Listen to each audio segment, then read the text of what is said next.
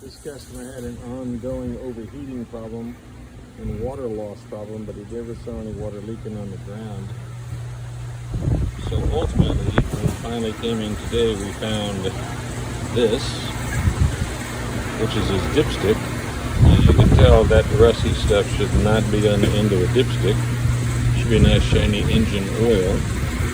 So in this case, there's an internal compromise of whatever cooling system thing failed and allowed the water to get into the oiling system and then ultimately down into all the components on the inside and has terminated this very expensive engine.